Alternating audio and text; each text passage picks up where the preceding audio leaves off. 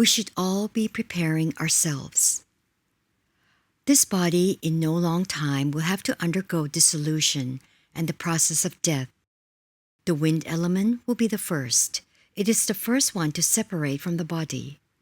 When it is no longer entering through respiration, then the only way it can go is out.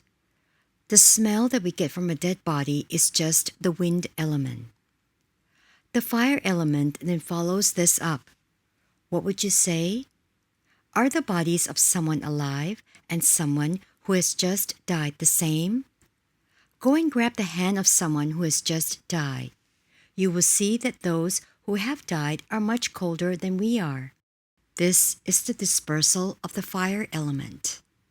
Then, leaving the body on its own, the next element to separate is the water element. It will begin to seep out.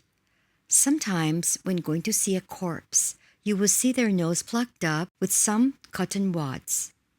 The cotton is plugging up the nose to prevent bodily fluids from leaking out.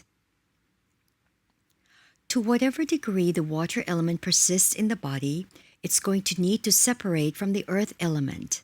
And as for all of those firm parts of the body, after the water element has dispersed and the corpse is all dried up, then those hard parts all begin to deteriorate and become dust and dirt. The bones are composed of the four elements, but are primarily composed of the earth element. That being so, they end up taking the longest to deteriorate.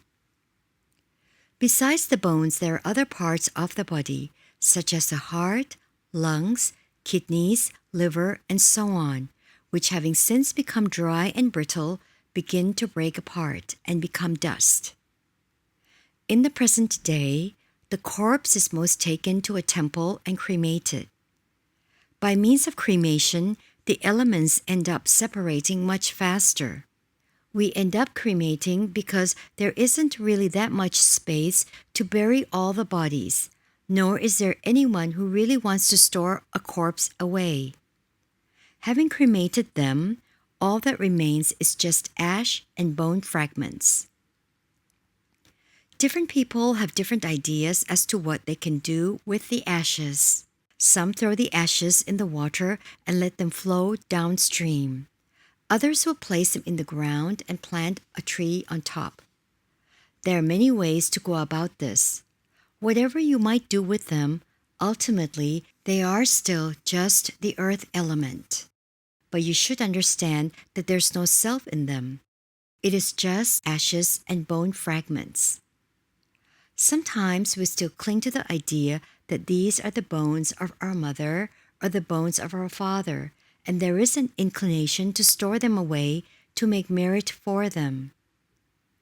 On account of the possibility that while alive they had not made any merit, this could be why they're still hanging around waiting to receive some from us.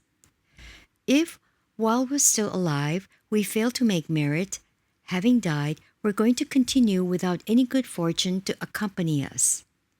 But when we make merit for our parents, we're not giving the merit to the bones. When we make merit, we're offering it to the spirit.